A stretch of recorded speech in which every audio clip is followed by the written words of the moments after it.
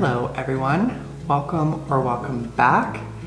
I don't know what it is about this week, but I am so tired. After 2 weekends working on my garden project out back, my body is just not cooperating and the brain is not braining. So thankfully, I had already planned this week to just tackle a couple of little projects around the house. I have some curtains that need hemmed and I want to change the header style.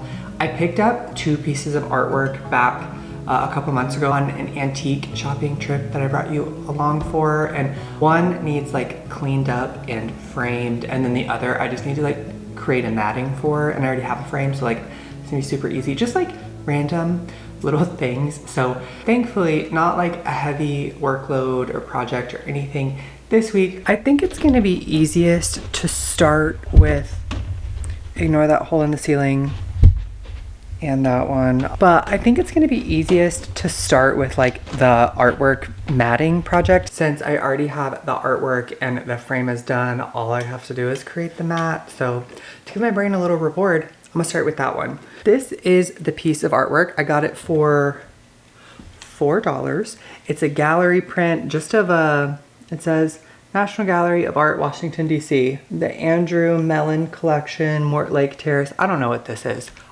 I just thought it was cool. I like the color palette.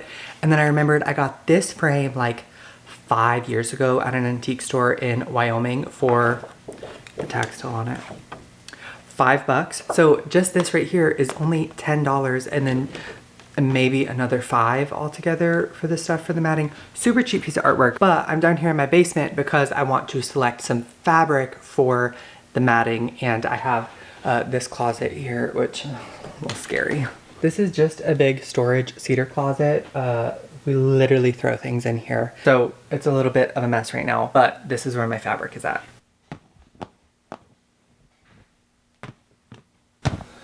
All right, this first bin is a bust, so thankfully I have one other full one to look through. If you remember when I made that tablecloth, did I make it? No, I made napkins and placemats, I think, over Vlogmas for Thanksgiving. This is the same like batch of fabric, just that all of that I got at a yard sale for like $40 or something. All of this and like upholstery foam. I got a ton of stuff at a yard sale. And I'm trying to use it up.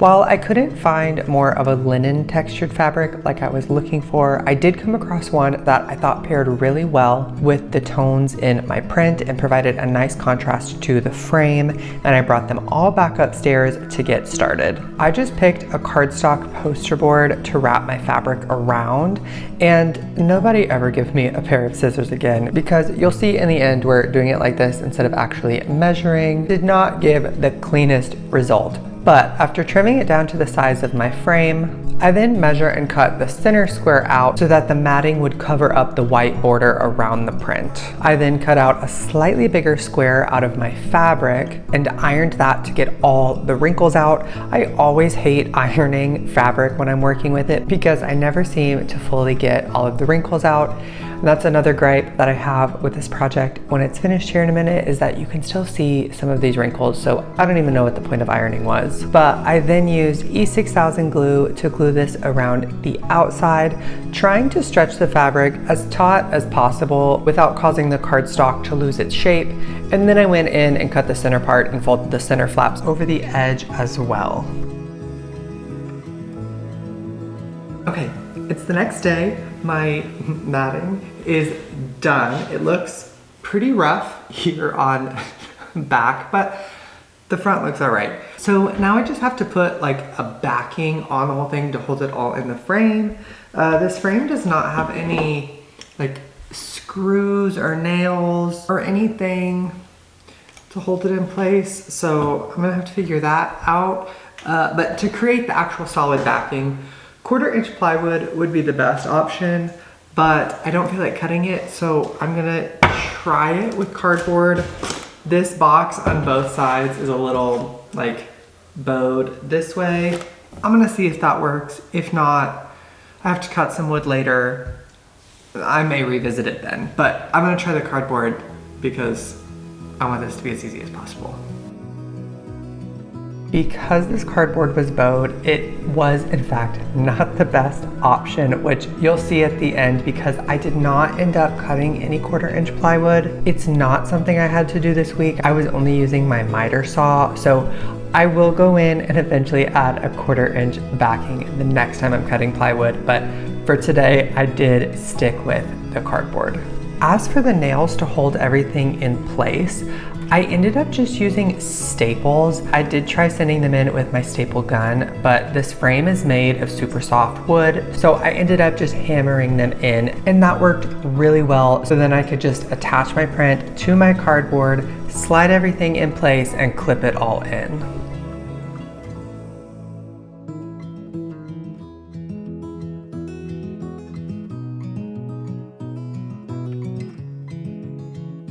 All right, this first piece is done, and is it the best? No. This matting is a little bit too big, so it does kind of like bubble out a little bit, which does not help with the curvature of like the packing here. But these staples did work all right.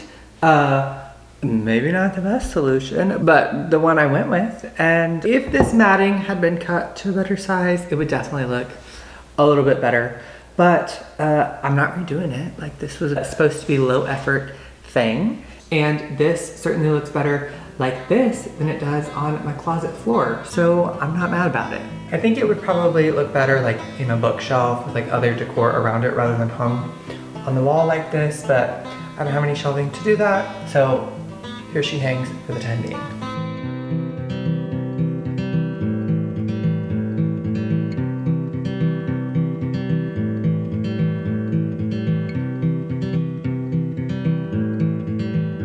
And on the topic of artwork, this next project you may also recognize from the same antique trip where I got that print from. It is this seascape. It was only 70 bucks, which this is 2 foot by 3 foot exactly. So I thought 70 bucks was a great size for this. I did look up some of the information about it. I don't remember off the top of my head. I'll insert it on the screen here.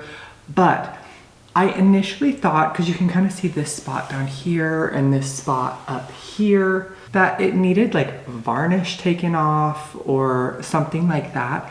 But I have a friend who used to work in art curation or art restoration or something like that. And he was telling me it looks like it's just dirty. Like it may have hung above a fireplace or could have been in a house where people smoked. So it looks like I could just clean it off with soap and water, which is ideal because I don't have to use strong chemicals to strip it and then put new varnish on or any, like, less steps. I just have to kind of wipe it off. However, in addition to cleaning it, I need to create a frame for it. It's just a print. If it was an actual oil painting, I think it would look better without a frame, but since it is a print and the style of project that this particular client, because I bought this for a client, not myself, the style that they're going for, I think it's gonna need a frame, especially after we get it cleaned up. So I'm gonna do that today as well.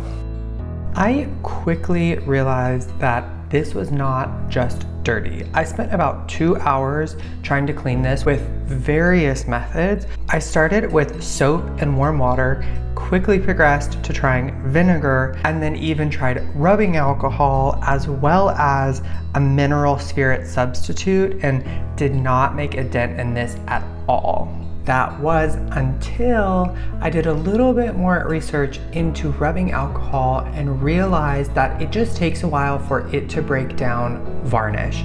The first time I was using rubbing alcohol, I was trying it with the Q-tip, and I stopped when it started to be sticky, but that's where I needed to keep going because the rubbing alcohol was just starting to break down the varnish. And also, rather than use a 1 part water to 1 part alcohol ratio like I was before, I could just go in with my straight 91% isopropyl alcohol, and that did the trick. However, just because it worked doesn't mean that it worked quick. This did take me quite a while over the course of 2 days to get this first layer of varnish or shellac or whatever it is off of this print. Okay, now that my whole house smells like rubbing alcohol, this is finally not done, but the first coat of the varnish or shellac or whatever it is off. I could probably use one, potentially even two more passes, and there's some areas that I want to touch up, but this is as far as I'm gonna get this week. I do kind of like the age that it has at this point. Like, it looks old and distressed, and you know that I love that look, but it's not for me. So I'll send a picture to the client, see how they're feeling about it at this point, and let them know I do have a couple of spots to touch up around the edges, but see if they want it like all the way back to the print or not. It's just now those spots that were there you don't notice. I do think it would probably look the best with at least one more layer removed. But while I wait to hear back from them and their preference, I'm going to go ahead and make the frame for this. I constructed this frame in two parts, starting with the base, which I just made out of 1x2 boards that I cut down just with straight cuts on my miter saw. And then on both ends of two of the boards, I drilled pocket holes and used right angle clamps to help me screw them together.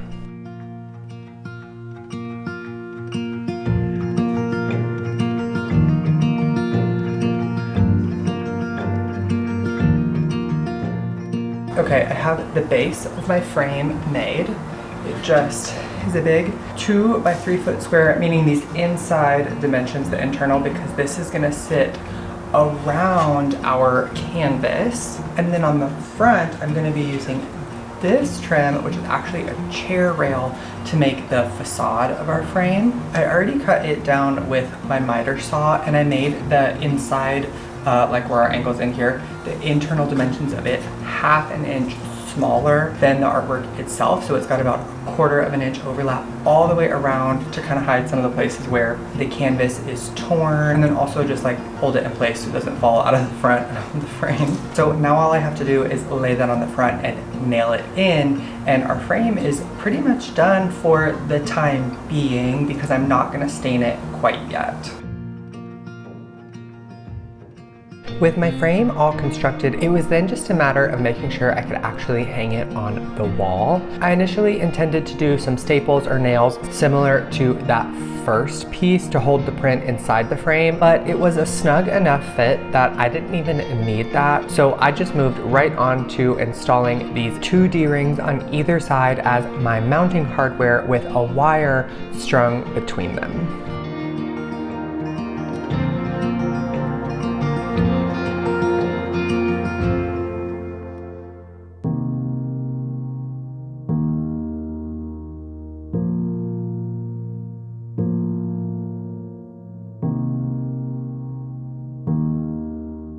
Okay, second project is done. I think this frame looks great. I do need to go in and fill the little nail holes and things like that, and I am leaving it unfinished for now, just with this raw wood. The design direction for the space that it's going in is still like coming together, so until we have a clear vision for that, I'm not gonna worry about staining it. And I did hear back from the client about the color on the print.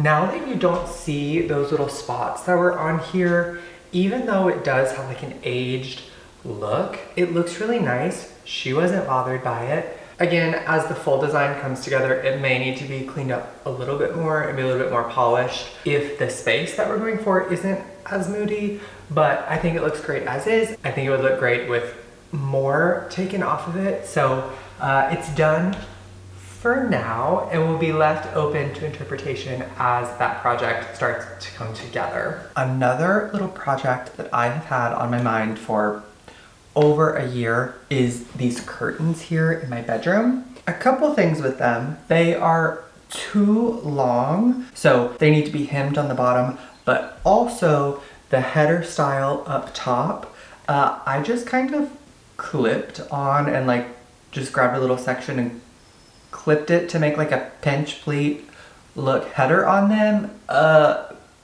They are not evenly spaced. It does not look fantastic. So I want to change the header style of these as well. Because they're bunched up on the floor, they don't hang super well. Over here in the other corner where my dog's crates are, they get bunched weird and sometimes get caught on the crates, and it just turns into a whole thing. There's always dog hair in this room, no matter how much I sweep or vacuum or mop, so the bottom of these just collect dust. So I ordered some Pleat tape to be able to customize the header style, and then also I'm going to hem the bottom of these. Also, speaking of these dog crates, this situation here is not cute. So I do have a plan at some point this year, hopefully, to kind of build like some custom like horizontal, not horizontal, but like run this way instead of stick out this way, almost like a dresser style situation along this whole wall that turns into a dresser as it moves closer to our doorway. And then to mirror our doorway over here on this side, on top of this, I will do like a bookshelf for like our books that we read at night as we're going to sleep. So it'll look much better and more integrated and not this. But until then, this is what I'm working with. And if you'd like to see how I do that project and you're not subscribed, I hope you'll consider doing so as I jump into some bigger, more exciting makeovers and projects once I get past some of these smaller tasks as the weather is still warming up.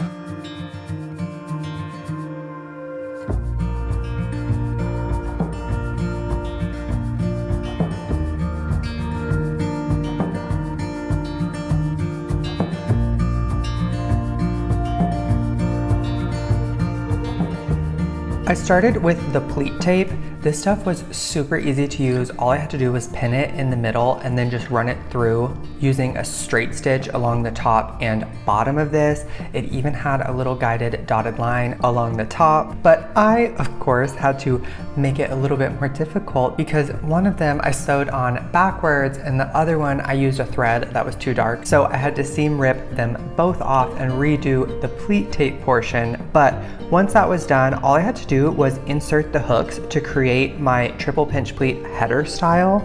And I played around with the spacing of these, but I found that 4 pockets in between each of the clips was the right spacing for my windows. You can create multiple header styles with this Pleat tape and these hooks. I've seen a lot of people just do a single loop like this here, and they're just super customizable, but I opted for the triple pinch pleat option. And once I got all of my clips in, I went ahead and sewed right at the bottom for a nice tailored look. You could certainly leave them unsewn and it's just more of a relaxed, laid back, casual vibe, which looks nice as well in the right setting, but I was going for a more tailored, polished look. So I did sew mine just along the bottom, making sure to hide all of my knots and stuff within the folds of the pleat. And then before hemming them, I had to put the curtains back up and switch out my curtain rings from the clip rings to the ones that these hooks are meant for. That way I made sure they were hanging at the right height from the rod so I could see exactly where they hung and where I needed to pin up the bottom to create my new hem. And then I had to take them down one more time to bring them back to my sewing machine to finish off these curtains. Again, just using a straight stitch all the way across the bottom of each of these to create a little bit more high-end look and curtains that were definitely more functional.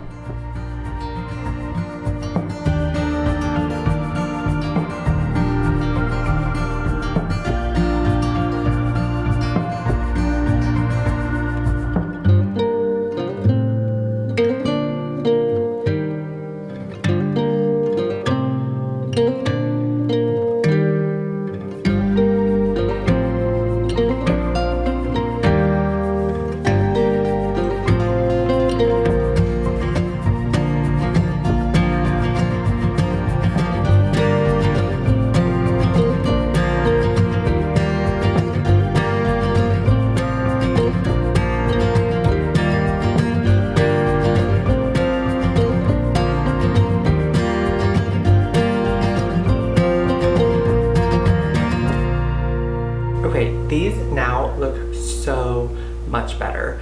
They're not like memory trained or anything, so I do need to go in and do that and figure out how to get them to hang right. Because now at the bottom, the thickness of that down there is double, which causes it to kind of fold weird, which I knew would happen. But anyway, that is for another time. I will work on memory training them, but I think the top of them just looks so much neater. They now don't drag and bunch on the floor. I will say this is a little too short for my liking. They're about an inch shorter than I would like them to be.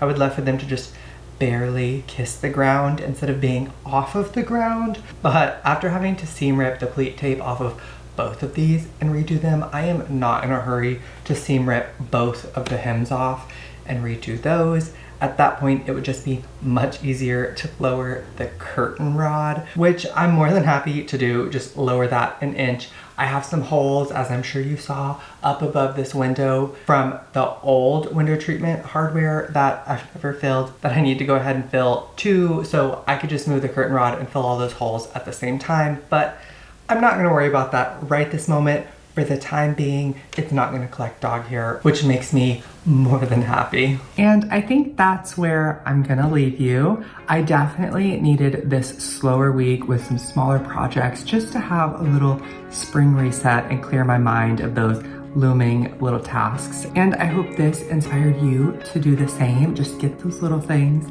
out of the way. I hope you enjoyed this video, and if you're not subscribed, please consider doing so and coming back for my next one, where I'm going to be tackling the bigger project of installing my garden bed and starting my cottage garden. Until then, I'm wishing you all my best.